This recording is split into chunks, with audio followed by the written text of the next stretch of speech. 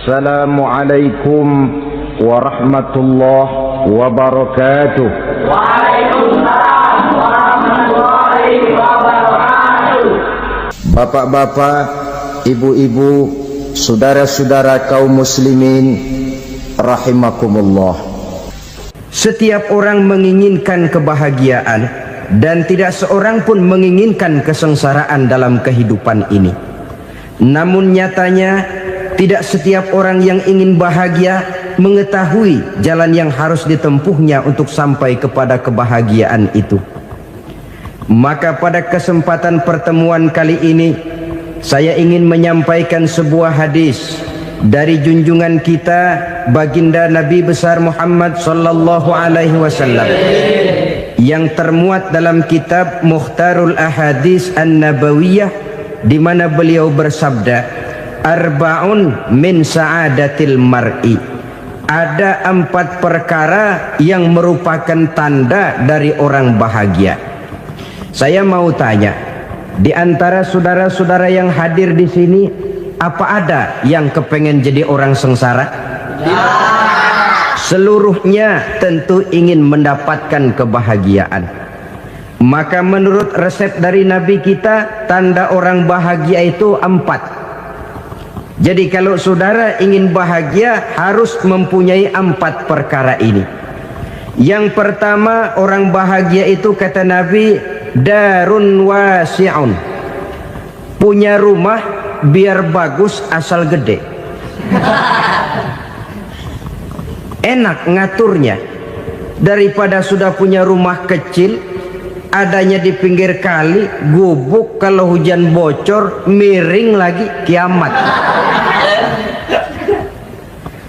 Loh, kalau gitu Islam materialis dong. Hadis ini boleh diartikan dengan makna hakiki, arti yang sebenarnya. Boleh diartikan dengan makna majazi, arti kiasan. Kalau dia diartikan dengan arti kias, maka yang dimaksud darun wasi'un ay qalbun wasi'un. Rumah yang luas tidak lain daripada hati yang lapang. Karena di situ kunci kebahagiaan yang sebenarnya. Walaupun kita cuma tinggal di petak berukuran 2 kali 3 meter, kalau hati kita luas rasanya rumah itu. Tapi biar rumah kita halamannya saja puluhan ribu hektar, ada kolam renangnya, kamar tidurnya tidak lagi terhitung. Kalau hati yang menempati rumah itu sempit, maka akan terasa sempit jugalah rumah itu. Tempat bergantungnya tidak lain adalah hati. Marilah kita mencoba melihat berbagai pandangan orang tentang bahagia ini. Ada orang menyangka bahwa bahagia itu kalau dia mendapatkan harta yang sebanyak-banyaknya. Siapa yang banyak harta, dialah raja. Apa yang dia mau, seluruhnya bisa dibeli. Keamanannya, dia bisa menyewa petugas. Seluruh fasilitas untuk menyenangkan kehidupannya bisa dibeli. Pendeknya, hartalah segala-galanya dalam kehidupan. Sampai ada pepatah mengatakan, innad darahima fil amakini kulliha taksur rijala mahabatan wa jalala. Sesungguhnya harta, dinar, dirham, uang di mana-mana selalu bikin hebat orang yang memilikinya. Coba lihat, orang yang punya duit sama yang enggak punya duit, jangan gaya hidupnya, gaya jalannya aja lain. Wahia lisanun liman arada fasahatan, wahia silahun liman arada qitala. Uang adalah senjata yang paling ampuh bagi orang yang mau pergi perang, dan lidah yang paling fasih bagi orang yang mau bicara. Kalau bicara dengan lidah macet, cobalah bicara dengan harta, lancar. Sampai ada pepatah demikian, segalanya bisa diatur dengan harta. Maka di kalangan orang yang berpandangan semacam itu, seluruh kegiatan hidupnya hanya terfokus kepada bagaimana mengumpulkan harta yang sebanyak-banyaknya. Tidak peduli halal haram, tidak kenal sore pagi siang dan malam, tidak sempat sujud, jauh dari agama, jauh dari kehidupan yang bersifat ruhaniyah, jauh dari Allah dan sebagainya, sampai dalam Al-Quran dikelompokkan dalam kelompok yang dinamakan lumazah. Allazi jama'a malahu wa addadah yahsabu anna malahu akhladah.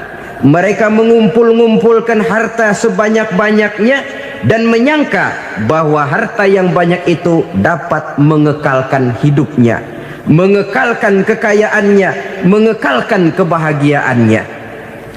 Saudara hadirin yang berbahagia, kalau pandangan hidup ini benar, artinya kalau harta memang merupakan satu-satunya hal yang dapat membuat orang bahagia, tentu di rumah mewah tidak akan pernah ada tangis derita. Tentu di satu tempat di mana fasilitas hidup serba menunjang tidak ada yang namanya penderitaan. Tapi suka dan duka, sedih dan gembira, senyum dan tawa adalah milik setiap orang, baik dia punya harta maupun dia tidak punya harta.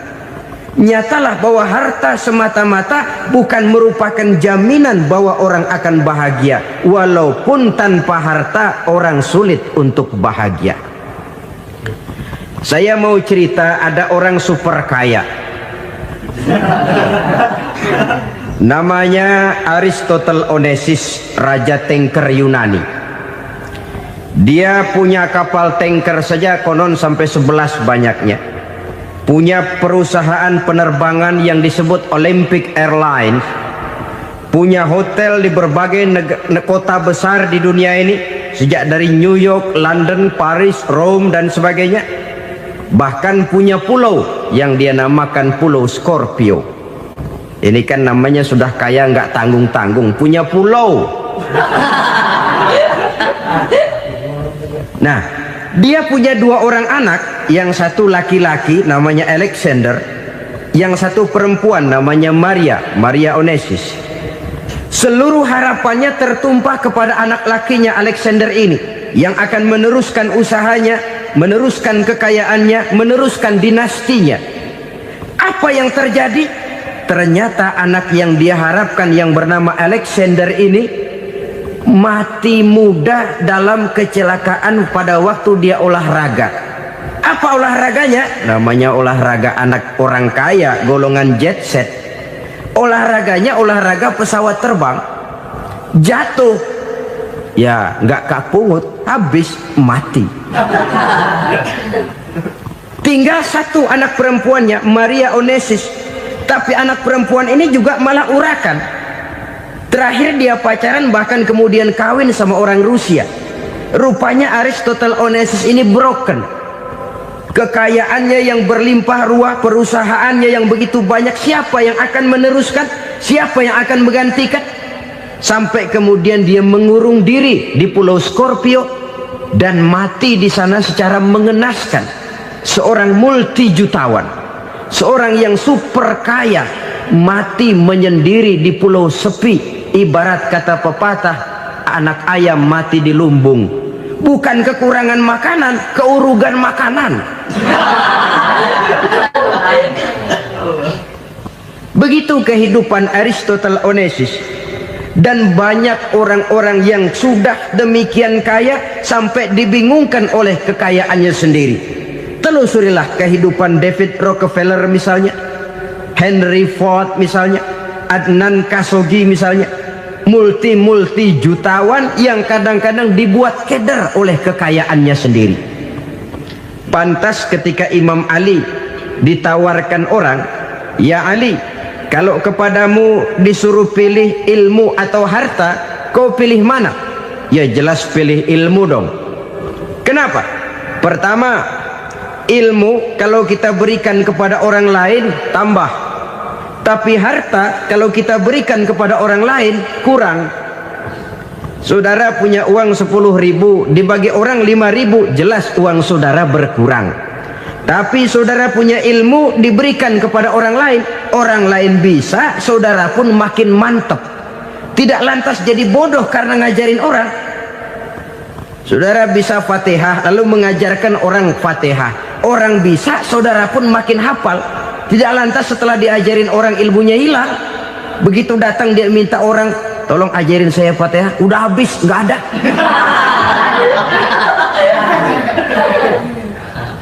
Yang kedua kata Imam Ali, ilmu menjaga kita. Kalau harta, kita yang harus jaga. Makin banyak ilmu, makin terpelihara diri seharusnya. Tetapi makin banyak harta, makin bingung kita jaganya. Sampai kadang-kadang kalau perlu seluruh keliling rumah dipasangi alarm. Belum cukup, disewakan anjing besar-besar, pasang di depan pintu, awas anjing galak. Masih belum cukup juga, cari centeng tukang-tukang kepruk jaga rumah. Masih terasa belum aman, padahal rumahnya dikelilingi tembok besar. Di balik tembok ada pintu-pintunya tebal. Di balik pintu itu terbuka masuk kamar, kamar pun ada pintunya, pintunya pun kuat. Masuk ke dalam kamar ada lemari, lemarinya pun pintunya kuat, dikunci, kuncinya pun kuat. Tapi terhadap seluruhnya yang timbul cuma sekedar was-was saja. Kesimpulannya sekali lagi, tanpa harta orang memang sulit untuk bahagia. Tapi harta semata-mata tidak merupakan jaminan orang akan bahagia. Dengan hati yang luas, itu modal utama untuk mencapai kebahagiaan hidup. Orang yang hatinya luas, saudara-saudara, punya hati yang lapang, melihat kenyataan hidup ini, dia bersyukur senantiasa kepada Allah. Lantas tidak timbul hasud dan iri hatinya. Oleh karena itu jiwanya selalu lapang. Kalau tidak, cupik hati namanya, dangkal pandangan, tidak senang melihat orang lain dapat nikmat, dan itu sering dijadikan contoh. Kalau orang yang lapang dada, dia lihat tetangganya beli TV baru, dia berkata, alhamdulillah ya, tetangga kita beli TV, mudah-mudahan kita bisa ikut nonton. Lapang dadanya. Tapi orang yang sempit hati, lihat tetangga beli televisi, meriang. Enggak diapa-apain, meriang. Besoknya dengar tetangga beli motor, makin sakit, ke rumah sakit. Lalu di rumah sakit dengar tetangganya beli mobil, mati. Disiksa oleh perasaannya sendiri. Orang kalau hati sudah sempit dalam hidup, kemanapun dia pergi, sempit rasanya medan kehidupannya. Kemudian kita melihat juga ada orang yang menilai bahwa bahagia itu katanya kalau punya kedudukan yang tinggi, pangkat yang agung, wibawa yang besar. Mungkin betul, tapi mungkin juga tidak. Bergantung kepada hati orang yang punya pangkat itu. Sama dengan harta tadi. Harta akan membawa bahagia kalau dia jatuh ke tangan orang yang berhati lapang. Tapi harta akan jadi bencana kalau jatuh ke tangan hati orang yang sempit. Pangkat akan membawa bahaya kalau jatuh di tangan hati orang yang sempit. Lebih dari itu, kenyataan mengajarkan kepada kita bahwa ternyata pangkat dan jabatan tidak selamanya memberikan kebahagiaan dalam kehidupan. Bahkan resikonya kelewat besar. Beberapa bukti kita bisa ambil dari para pemimpin dunia yang menjadi korban lantaran pangkat dan jabatan yang disandangnya. Saudara ingat Presiden Abraham Lincoln dan John Kennedy dari Amerika? Dibunuh orang. Park Chung-hee dari Korea Selatan, Ziaur Rahman dari Bangladesh, Anwar Sadat dari Mesir, terakhir Indira Gandhi dari India, menjadi korban dari pangkat dan jabatan yang disandangnya dari orang-orang yang tidak senang dia memegang jabatan itu. Dia akan mudah mengundang bencana. Sehingga pantas kalau seorang presiden terkemuka Amerika, Harry Truman namanya, dia mengatakan jabatan presiden itu, kata dia, seperti orang nunggang macan, naik macan. Harus kita taiki, kalau enggak dia bakal nerekam kita, ngeri katanya. Adapun orang yang hatinya lapang, kalau dia menerima pangkat dan jabatan, dianggapnya itu satu kesempatan untuk berbuat baik. Tapi orang yang berhati sempit, menerima pangkat dan jabatan, bukan kadang-kadang menerima, malah berusaha setengah mati mencapai dengan segala cara. Kalau perlu jilat atas, jilat atas. Jadi golongan sumuhun dawu. Jadi kelompok kulon nuwun, yes sir, yang kerjanya cuma oke bos. Kalau perlu jilat atas, jilat atas. Kalau perlu injak yang bawah, injak yang bawah. Perlu sikut kiri kanan, sikut kiri kanan. Yang penting pangkat dapat, jabatan dapat.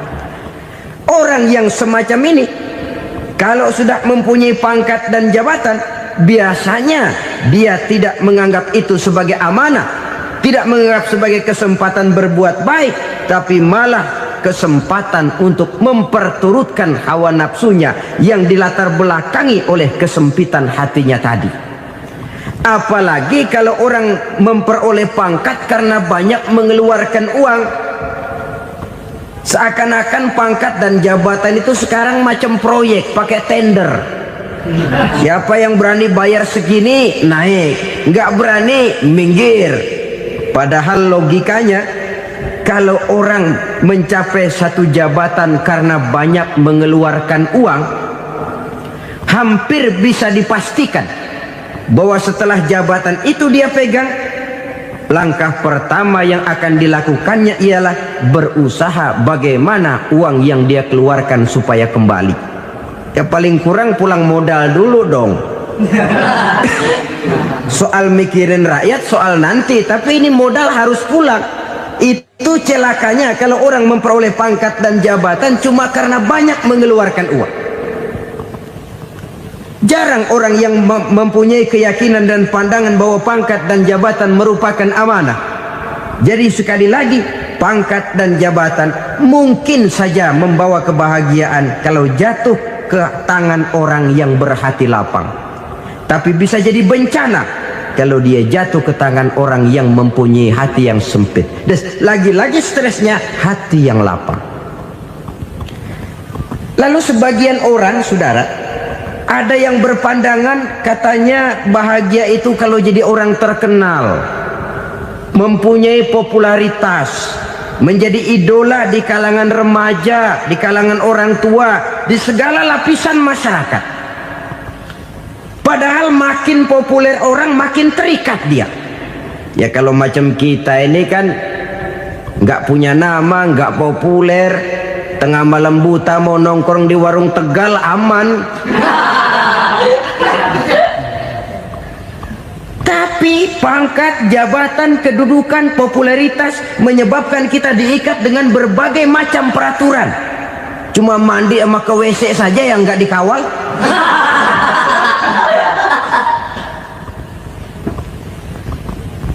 Benarkah popularitas, ketenaran membawa kebahagiaan? Mungkin, ya, tapi mungkin juga tidak. Kenapa? Banyak orang-orang populer yang mengakhiri hidupnya secara tragis. Kita ambil beberapa nama. Di Amerika tahun 60-an ada bintang seksi paling terkenal yang dijuluki sex bomb, bom seksi.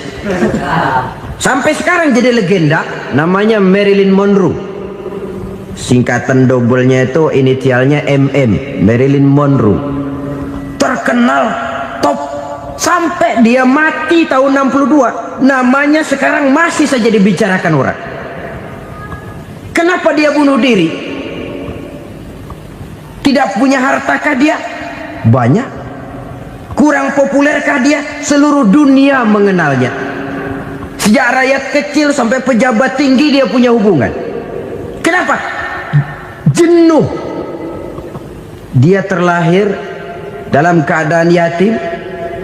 Setelah itu tidak lama dia berangkat remaja, ibunya meninggal, pindah dari wanita asuh ke wanita asuh sampai 12 orang ibu angkatnya. Dan kekecewaan yang paling parah, setiap laki-laki yang dekat dengannya hanya seperti kapal berlabuh, datang dan pergi silih berganti. Padahal dia merindukan seseorang yang bisa melindungi hidupnya. Dia rindukan itu dan dia tidak pernah menemukan. Itu yang akhirnya menyebabkan dia minum pil tidur kelewat dosis, Minum obat tidur kebanyakan, ya tidur terus sampai sekarang.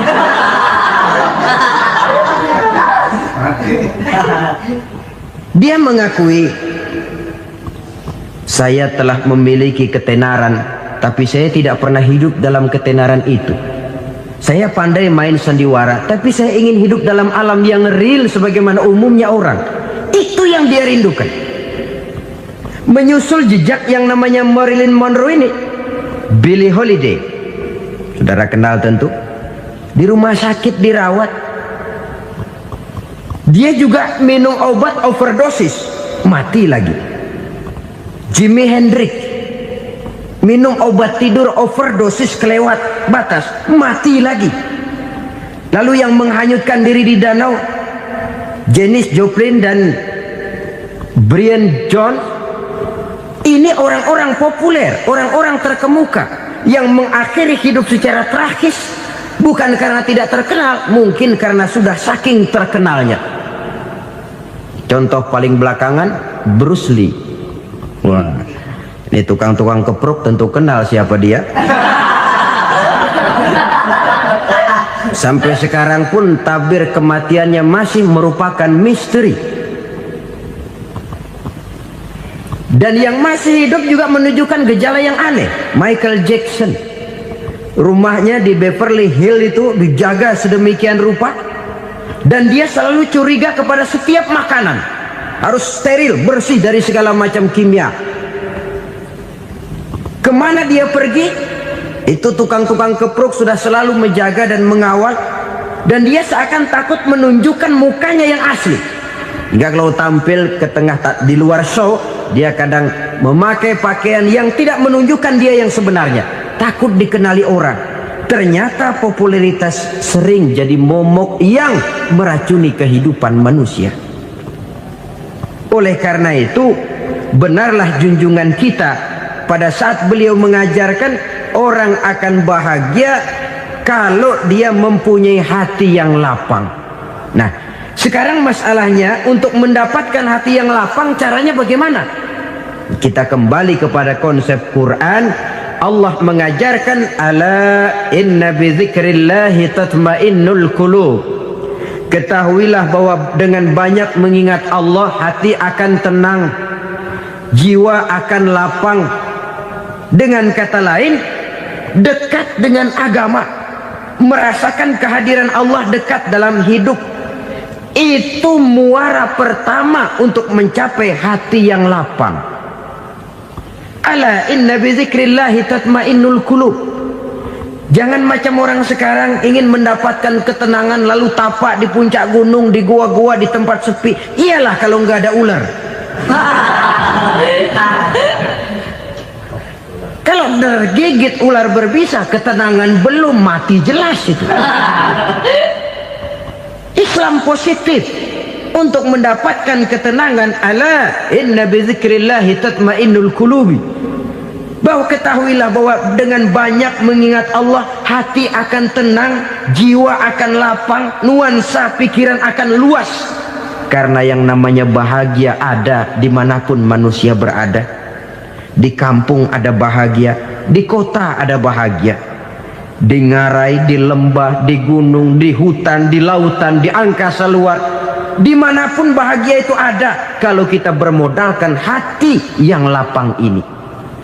Dan hati akan lapang kalau kita dekat dengan agama.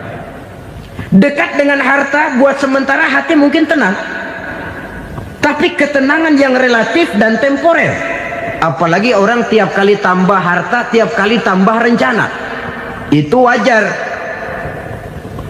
Mungkin sebelumnya saudara berpikir, kalau punya duit 5.000 enak nih. Begitu punya duit 5.000, aduh sayang kalau 10.000 aja.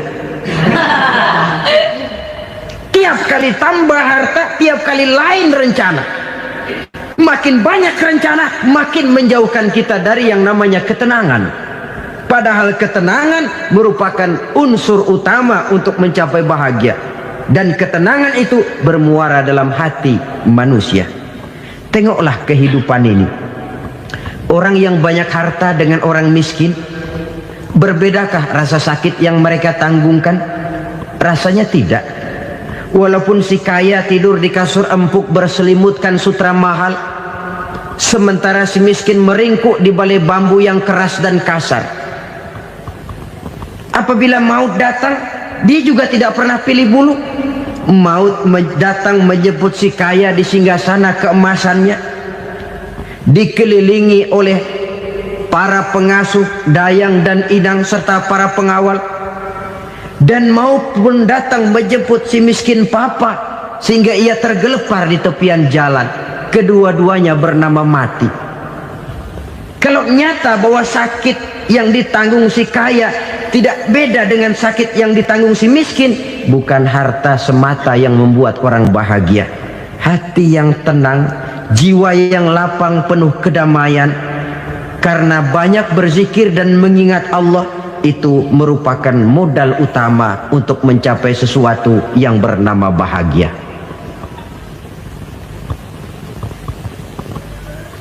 Saudara hadirin yang saya hormati, inilah yang pertama dari 4 ciri yang digambarkan oleh Nabi tentang tanda-tanda orang bahagia. Dan harus berangkat dari yang pertama ini, hati yang lapang. Ini yang harus kita miliki lebih dahulu, baru nanti akan menyusul kepada poin yang ketiga, kedua dan selanjutnya. Sebab kalau hati sudah terisi dengan jiwa yang lapang, seluruh persoalan insya Allah akan bisa kita atasi dengan sebagaimana mestinya. Yang kedua sekarang, tanda orang bahagia menurut baginda Nabi, markabun syariah. Orang bahagia itu, kata beliau, punya kendaraan biar cepat asal lancar. Artinya kemana dia mau pergi mudah. Apa maksud hadis ini? Kalau kita kaji lebih dalam, kendaraan itu kan alat transportasi. Transportasi tidak lain adalah usaha memudahkan komunikasi. Pindah dari situ kepada teori bahwa manusia adalah zon political, makhluk bermasyarakat yang tidak bisa memenuhi kebutuhan hidupnya secara sendirian. Kita memerlukan keberadaan orang lain dalam kehidupan ini. Untuk memakai baju saja kita sudah perlukan petani yang tanam kapas, pabrik yang memintal kapas jadi benang, pabrik yang menenun benang jadi kain, sampai kepada mesin jahit, sampai kepada tukang jahit. Itu cuma untuk memakai pakaian saja. Tidak seorang pun di antara kita yang sanggup memenuhi kebutuhan hidupnya secara sendiri. Kita perlu orang lain. Maka kebebasan dalam arti mutlak, kebebasan tanpa batas, itu tidak mungkin ada dalam kehidupan. Karena kita mengadakan yang disebut interaksi sosial. Setiap kegiatan kita tentu melibatkan orang lain. Menurut kita barangkali kita bebas jalan di jalan raya semaunya, tapi orang lain berkendaraan pun merasa bahwa ini ada juga jalan haknya, dan begitu selanjutnya. Oleh karena itu, maksud dari kendaraan yang cepat ini adalah khulata'uhu ma'as solihin. Lingkungan pergaulannya terdiri dari orang-orang soleh. Pergaulannya luas. Kemana dia pergi ada temannya. Kesulitannya ada tempat dia cerita.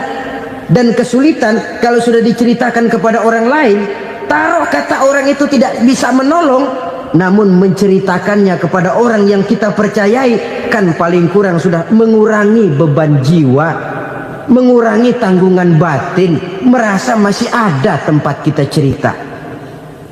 Maka lebih baik orang awam yang mau bergaul ketimbang orang setengah alim tapi ngunci pintu. Sebab nantinya akan timbul sikap picik, cupik pandangan, dan tidak luas menghadapi kenyataan dalam kehidupan ini. Namun yang harus kita garis bawahi, pergaulan memang mesti luas. Namun jangan sekali-kali lupa bahwa pergaulan sangat besar pengaruhnya dalam ikut membentuk kepribadian manusia. Sehari-hari bisa kita bilang, kalau kita dekat sama tukang minyak wangi, sekalipun nggak dibagi minyaknya, baunya tentu dapat. Betul? Tapi dekat sama tukang elas, walaupun nggak kena apinya, asapnya mesti kena. Kalau Syauqi mengatakan lebih jelas lagi, man asyaral asrafa asa musyarrafan wa muasyiral anzali ghairu musyarrafin. Awalam taral jildal hakira muqabbalan bisagri lamma sara jildal mushaf. Siapa yang bergaul dengan orang mulia, dia bakal ikut menjadi mulia.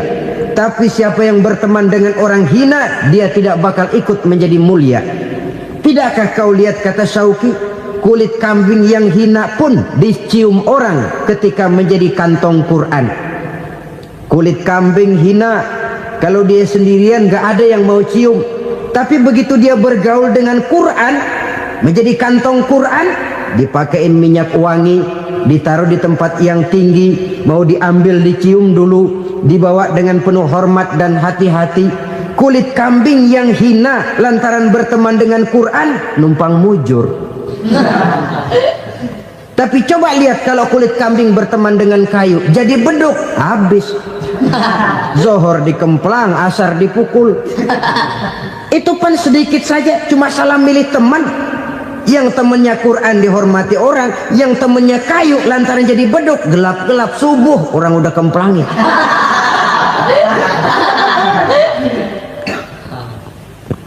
Maka terutama kepada adik-adik remaja yang masih mencari identitas diri, yang ibarat kaset masih kaset kosong, mudah diisi oleh apapun, pandai-pandailah memilih teman dalam bergaul.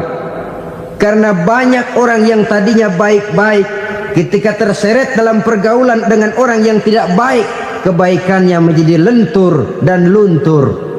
Tapi berapa banyak bajingan-bajingan tengik, orang-orang yang berlumur noda dan dosa, tiap hari melakukan maksiat, namun bergaul dengan orang yang baik-baik, pada akhirnya sedikit demi sedikit beringsut dan berangsur dia terbiasa mengikuti kebaikan-kebaikan. Saya tekankan ini kepada remaja karena mereka masih mencari identitas diri. Apa yang mereka lihat mereka mau, apa yang mereka dengar mereka ingin tahu. Coba lihat kehidupan remaja. Pulang nonton film Rambo, pengen jadi Rambo, gagah, maunya belekai melulu. Pulang nonton film Superman, pengen bisa terbang. Pulang nonton India, nyanyi melulu. Wajar, mereka masih mencari identitas diri. Saya ini sebenarnya siapa? Lingkungan, pergaulan akan membentuk itu. Karena itu pandai-pandailah bergaul, karena ia sangat besar pengaruhnya dalam ikut membentuk kepribadian manusia. Apalagi sifat yang jelek lebih cepat menularnya ketimbang sifat yang baik. Sifat yang baik, watak yang soleh itu lambat sekali untuk menular. Tapi yang tidak baik, kan prosesnya mah kalau remaja biasanya mula-mula dengar. Karena dengar lalu pengen tahu, karena pengen tahu lalu ngeliatin, begitu ngeliatin kan pengen nyobain, setelah nyobain ketagihan. Nah, ini prosesnya. Yang namanya ganja, morfin, narkotik awalnya kan begitu.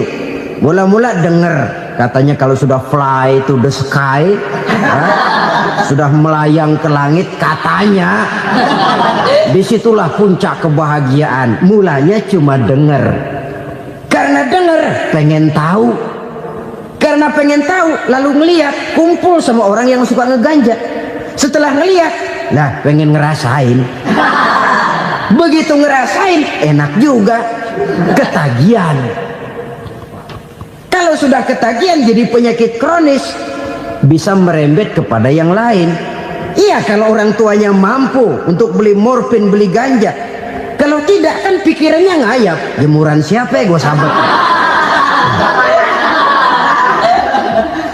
Timbullah perbuatan-perbuatan negatif yang bermula dari salah pergaulan.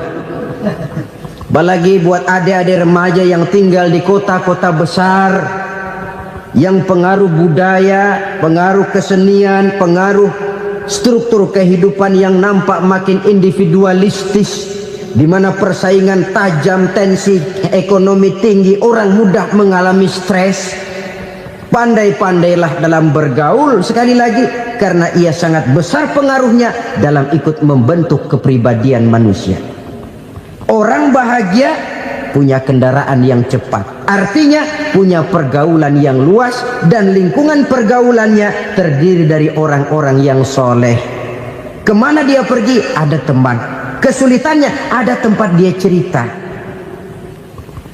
Tapi kalau sudah menyendiri, hidup sendiri, kesulitan dipikiri sendiri, bisa mati belum waktunya. Tidak ada tempat berbagi rasa, tidak ada tempat bercerita, tidak ada tempat mengurangi beban dalam kehidupan. Pantas betul kalau Islam sangat menggalakkan dan menganjurkan orang kalau sudah sampai waktunya itu untuk melangsungkan nikah. Kata Nabi, ya ma'syaras syabab man istata'a minkumul ba'at falyatazawwaj. Hai para pemuda, kalau sudah mampu memberi nafkah, kawinlah, nikahlah kamu. Kenapa? Sudah ada teman hidup, tempat berbagi rasa. Kesulitan kalau ada tempat cerita akan lebih ringan ketimbang kita telan sendiri, walaupun bobot kesulitannya sama beratnya. Saudara-saudara kaum muslimin rahimakumullah, inilah ciri yang kedua, punya kendaraan biar cepat asal lancar. Kemana kita mau pergi gampang. Dengan kata lain, setelah hati yang luas, pergaulan yang luas. Dua. Yang ketiga sekarang, tanda orang bahagia itu menurut Nabi, misbahun mudhi'un, punya lampu yang terang. Oh, itu enggak problem. Sekarang sudah zamannya listrik masuk desa, Pak. Lampu sudah terang semua. Betul, kalau itu yang dimaksud. Tapi tidak cuma itu. Karena lampu yang dimaksud di sini, lampu yang akan menerangi seluruh perjalanan hidup. Dan perjalanan hidup itu sudah dimulai sejak kita terlahir ke alam ini, sampai masuk ke alam barzah, kumpul di padang mahsyar, sampai ke akhirat. Lampu yang menerangi itu yang diperlukan. Kalau lampu, katakanlah yang paling top sekarang kan lampu jenis Mercury. Taruhlah itu di rumah kita, dia cuma menerangi rumah kita, menerangi hati pun tidak sanggup. Bila kita masuk ke alam barzah, alam kubur, sanggupkah si Mercury yang begitu terang menerangi alam barzah kita? Tidak sanggup lagi. Sanggupkah lampu yang ratusan watt, bahkan puluhan ribu watt menerangi kehidupan di padang mahsyar? Tidak akan sanggup lagi. Kalau demikian, yang dimaksud lampu yang terang di sini apa? Tidak lain amal soleh, kebajikan yang kita lakukan dalam hidup. Itu yang akan jadi lampu penerang. Di dunia nama kita akan terang, jasad kita boleh hancur terkubur tanah, tapi nama kita akan dikenang orang. Begitulah kalau orang meninggalkan kebajikan dalam hidup seperti sekarang. Ribuan orang tiap saat berziarah ke kubur Imam Syafi'i, ke kubur Imam Malik, ke kubur Imam Ghazali, ke kubur orang yang baik-baik, orang yang soleh-soleh. Kebajikannya yang ditinggalkan, yang mengukir namanya dengan tinta emas, sehingga saudara sudah terbaring di alam kubur. Orang lewat, Allah, ini kuburannya Fulan bin Fulan, dulu ini kebaikannya Masya Allah, saya ikut merasakan. Mari kita mampir sebentar, kita Fatihah, mohon disampaikan Allah pahalanya kepada almarhum. Al-Fatihah. Itu kalau orang baik-baik. Lalu saudara tanya, Pak, orang mati dikirimin Fatihah apa nyampe pahalanya? Saya jawab, kalau saudara nggak percaya, mati dulu dah.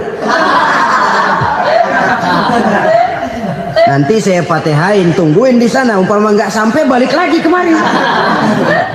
Sekarang ini kan maunya otak-otakan saja, kalau nggak masuk otak nggak percaya. Padahal alam gaib itu nggak bisa diotak-otakin. Sama saja dengan saudara pernah dengar cerita kapal Tampo Mas tenggelam kan? Pernah nggak? Di mana? Ya, di laut Masalembo. Begitu ke Tampo Mas tenggelam, ratusan penumpang itu terjun ke laut, dipermainkan gelombang, berjuang menghadapi maut itu. Orang lagi timbul tenggelam di lautan, dihantam ombak, kita tengokin pakai helikopter. Pak, lagi timbul tenggelam ya? Iya, tolongin, tolongin. Jangan khawatir Pak, nih saya kirim intan Pak, harganya 10 juta. Kira-kira orang yang timbul tenggelam di laut seneng nggak? Tidak. Kan mahal toh intan 10 juta. Kenapa dia nggak senang? Karena intan 10 juta dalam kondisi seperti itu tidak sanggup menyelamatkan dia. Dia akan girang kalau dikirimin ban mobil bekas, dikirimin papan terentang atau bambu. Intan yang 10 juta dia nggak girang. Ban mobil bekas yang 1000 perak, tuh pegang, itu yang dia girang betul. Inilah sebabnya Nabi berkata, mal mayyitu fi qabrihi illa kal ghariqil mutaghawwis. Orang yang meninggal di alam kuburnya seperti orang timbul tenggelam di lautan. Yantaziru da'watan min ahli, menunggu doa dari keluarganya yang masih hidup. Duh, bapak saya sudah meninggal, saya sayang benar sama dia. Kirimin kulkas ke kuburannya Itu sama saja dengan tadi orang tenggelam di lautan dikirimi intan yang harganya 10 juta, tidak sampai. Begitulah kalau kebajikan yang kita tinggalkan dalam hidup, sudah mati pun kubur kita masih diziarahi orang. Tapi kalau jahat yang kita tinggalkan, boro-boro lah orang mau doa lewat dekat kuburan kita juga serem. Tuh bajingan no, dulu mati dipendem di situ tuh. Jangan lewat situ, ntar kesurupan, jangan. Lewat saja orang ngeri. Konon lagi membacakan Fatihah dan mengirimkan doa. Hidup pada hakikatnya adalah kesempatan untuk berbuat baik. Maka sekali kesempatan itu diberikan, manfaatkan dengan sebaiknya. Sebab kesempatan kedua tidak akan pernah ada. Kesempatan berbuat baik di sini, di akhirat sudah pembalasan namanya. Sekali kesempatan itu dicabut, dia tidak akan pernah dikembalikan lagi. Kata Iqbal, hidup tidak mundur ke belakang, Bung. Berhenti diinjak orang, mundur hancur. Tidak ada kata mundur dalam hidup ini. Berhenti diinjak orang, mundur kecebur. Tidak ada kata lain. Harus maju dalam kehidupan, dalam artian yang positif. Hidup adalah kesempatan untuk mengumpulkan kebajikan yang sebanyak-banyaknya. Di situ nilai daripada manusia. Sekarang ini memang nggak kelihatan kok, orang yang banyak pahala sama yang banyak dosa nggak kelihatan kok. Barangkali kalau habis bikin dosa palanya pada benjol, mungkin orang takut sama dosa. Tapi sekarang sama saja, orang yang banyak dosa dengan yang nggak banyak dosa jalan bareng dari belakang, sama, nggak kelihatan beda. Tapi ada waktunya di mana pahala memegang peranan, di mana dosa diperlihatkan. Sama saja kalau kita bawa mobil siang, lampu kan nggak begitu berfungsi. Apa lalu bilang, alah ini lampu berat-beratin, copot-copotin aja dah. Tidak perlu begitu. Kenapa? Pada satu saat malam senja akan datang. Bila matahari terbenam, senja pun datang, gelap mulai merayap, disitulah baru terasa perlunya lampu. Pahala begitu. Sekarang orang yang nggak ada pahalanya nggak kelihatan dalam kehidupan. Tapi pada satu saat senja kehidupan akan datang. Ajal merenggut nyawa, malam merayap, dan hidup mulai diliputi kegelapan di alam barzah.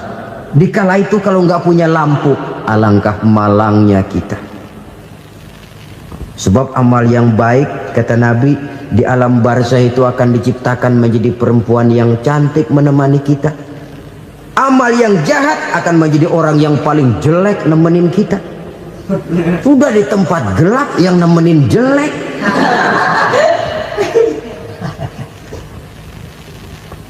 Kaum muslimin rahimakumullah.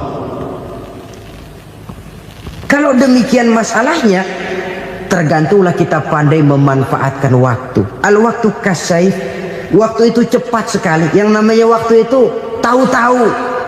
Tahu-tahu udah tahun 87. Tahu-tahu udah begitu. Tahu-tahu yang kemarin anak-anak, sekarang udah pada punya anak. Tahu-tahu saja itu. Begitu cepat waktu berlalu.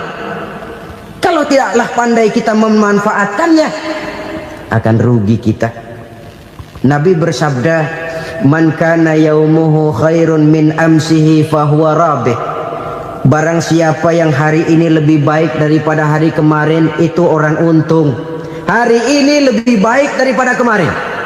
Bulan ini lebih baik dari bulan kemarin. Tahun ini lebih baik dari tahun kemarin. Itu orang yang beruntung. Tahun kemarin sembayangnya maghrib doang, sekarang udah tambah isya. Tahun kemarin cuman Idul Fitri aja ngancem bener, sekarang udah tambah Jumat, lalu tambah lagi maghrib, tambah lagi isya, dan selanjutnya. Hari ini lebih baik daripada kemarin. Itu orang yang beruntung. Wa man kana yaumuhu mislu amsihi fahuwa khasir. Lalu barang siapa yang hari ini sama saja dengan hari kemarin, itu orang rugi. Hari ini sama dengan kemarin, rugi itu. Bulan ini begitu, bulan kemarin begitu, tahun ini begitu, tahun lalu juga begitu. Rugi itu orang. Rugi apa? Rugi umur. Umur tambah, amalan gak pernah tambah. Dan saya pikir lebih merupakan azab ketimbang nikmat kalau orang dikasih panjang umur cuma untuk numpuk dosa. Mending mana? Panjang umur banyak dosa sama pendek umur dikit dosa? Mending mana? Mending mana? Ya, paling mending tentu panjang umur banyak pahala.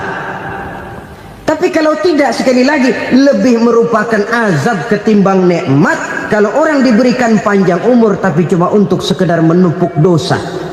Kehilangan kesadaran bahwa dunia bukan terminal akhir dari satu perjalanan. Dia cuma halte di mana kita berhenti sebentar untuk menuju kepada terminal yang hakiki. Saudara-saudara kaum muslimin rahimakumullah, inilah lampu yang akan menerangi kehidupan. Amal yang kita lakukan di dalam kehidupan. Jadi yang dimaksud dengan lampu yang terang, kebajikan yang kita kerjakan dalam hidup. Nah, setiap orang di awal tadi saya bilang ingin bahagia.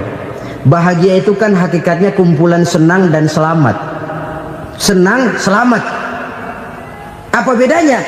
Senang tapi tidak selamat, nggak bahagia. Selamat tapi nggak senang, nggak bahagia orang. Contoh, kalau orang korupsi, duitnya banyak, senang dia, tapi keselamatannya. Ada tentara baris di samping rumahnya udah bingung, padahal tentara latihan. Tentara cuma latihan, dia bingung. Senang, tapi karena keselamatannya tidak terjamin, dia tidak bahagia. Sebaliknya pegawai negeri jujur benar, cuma segaji-gajinya, selamat nggak korupsi, tapi melarat, ya nggak bahagia juga, kurang senang. Kesenangan dan keselamatan untuk dunia saja, ya sekali lagi, kalau cuma sekedar untuk dunia saja, bisa dibeli pakai uang. Bisa dibeli pakai uang. Saudara ingin selamat, bisa dibeli pakai uang. Saudara ingin senang, bisa dibeli dengan uang. Tapi setelah mati, masuk ke alam barzah, habis kekuasaan uang. Nggak bisa lagi beli keselamatan pakai uang. Tidak mungkin lagi membeli kesenangan dengan uang. Di situ pahala yang megang peranan. Makin banyak pahala, makin banyak saham untuk membeli kesenangan dan keselamatan, untuk memperoleh yang namanya bahagia. Dan jangan lupa loh, di alam barzah kita nggak sebentar, menunggu datangnya kiamat. Loh iya, kalau kita begitu dikuburin terus kiamat datang, untung. Tapi kalau masih harus 1000, 2000, puluhan ribu tahun yang akan datang, dalam satu penantian yang begitu lama, tanpa saham untuk memperoleh kebahagiaan, satu kemalangan yang tidak ada pernah putus-putusnya. Janganlah tergelincir oleh kebahagiaan sebentar yang menipu dengan mengorbankan kebahagiaan hakiki yang berjangka panjang. Apa artinya senyum sejenak kalau harus ditebus dengan tangis seumur hidup? Biarlah kita minum jamu, pahit memang, getir memang, tapi kan besok badan sehat. Daripada sekarang minum sirup, manis memang, enak memang, tapi bibir pada jontor besoknya. Sirawan, batuk, nggak karu-karuan. Banyak orang tertipu oleh kesenangan yang sebentar. Padahal laisa kullu ma yalma'u zahaban. Belum tentu semua yang berkilat itu emas. Belum tentu semua yang gemerlap itu intan. Karena itu, marilah manfaatkan kesempatan yang diberikan Allah ini untuk mengumpulkan kebajikan yang sebanyak-banyaknya. Yang terakhir sekarang, yang keempat, tanda orang bahagia kata Nabi. Zaujatun salihah. Orang bahagia itu tanda yang keempat kata Nabi, punya istri biar cakep asal taat. Sudah surga itu sudah. Cakep taat. Istri kayak gitu, kalau belum mati jangan dikuburin dulu. Sudah cakep taat lagi. Tapi kadang-kadang enggak, udah jelek ngadat melulu. Apa yang mau dipilih? Sebab itu Quran mengatakan istri pakaian untuk suami, suami pakaian untuk istri. Kenapa suami istri diibaratkan pakaian? Alangkah tingginya gaya bahasa Quran ini. Suami istri teman hidup, hidup perjalanan panjang. Sejak kita dalam rahim sudah ada hidup kan di sini. Sampai ke alam dunia, masuk ke alam barzah, kumpul di padang mahsyar, sampai menuju akhirat, itu perjalanan hidup. Carilah istri atau suami teman hidup yang membawa manfaat tidak hanya kehidupan di dunia ini, sampai di alam barzah, sampai di padang mahsyar. Suaminya mungkin meninggal lebih dulu atau istrinya mungkin meninggal lebih dulu, tapi suami atau istri yang masih hidup berbuat kebajikan. Suami saya meninggal, ada hartanya, saya sedekahkan, niat pahala untuk almarhum suami saya. Ini teman hidup, tidak dibatasi dan tidak bisa dipisahkan oleh maut sekalipun. Zohirnya mungkin pisah, badannya mungkin pisah, tapi hatinya, jiwanya, kebersamaannya dalam menghadapi kehidupan. Karena itu saudara-saudara, bahasa Quran indah. Suami istri diibaratkan seperti pakaian. Apa fungsi pakaian? Pertama, pakaian jadi kebanggaan. Artinya suami harus menjadi kebanggaan istri, istri harus jadi kebanggaan suami. Yang kedua, pakaian itu kan fungsinya menutup aurat. Artinya sesama suami istri harus saling menjaga kekurangan masing-masing. Jangan malah sesama suami istri saling membongkar rahasia dan aibnya sendiri-sendiri. Istrinya diceritain jeleknya di mana-mana, atau suaminya dibongkar rahasianya di pasar umum. Itu sudah tidak lagi berfungsi sebagai pakaian. Kenapa semua ini diperlukan? Karena kita menyadari bangsa yang baik terdiri dari masyarakat yang baik. Masyarakat yang baik merupakan susunan dari warga yang baik. Warga yang baik adalah terdiri dari rumah tangga yang baik. Dan rumah tangga yang baik merupakan susunan dari pribadi yang baik. Dari situ langkah dimulai. Membangun satu bangsa yang baik diawali dengan membangun rumah tangga yang baik, dengan menciptakan pribadi-pribadi yang baik. Sehingga dari sini diharapkan berkembanglah nilai-nilai kebaikan. Orang akan bahagia mempunyai istri yang soleh. Kenapa? Tidak ada seorang suami bisa sukses jadi apapun dia, apapun profesinya. Dokterkah, kiaikah, mubalikah, petanikah, pengusahakah, pejabat tinggikah. Tidak ada seorang suami yang bisa sukses tanpa peran serta istrinya. Walaupun memang peranan itu tidak begitu kelihatan, tapi sangat menentukan. Karena itu, saudara hadirin yang saya hormati, Islam sangat menghargai kaum wanita, memberikan kedudukan yang tinggi sepanjang tidak mematikan kodrat kewanitaannya. Nah, kalau sudah kesuksesan ini diawali dari rumah tangga, karier di masyarakat mudah untuk dikejar. Tapi keberantakan di rumah tangga merupakan kegagalan pertama di tempat lain. Nah, inilah saja yang dapat Al-Fakir sampaikan pada pertemuan kali ini.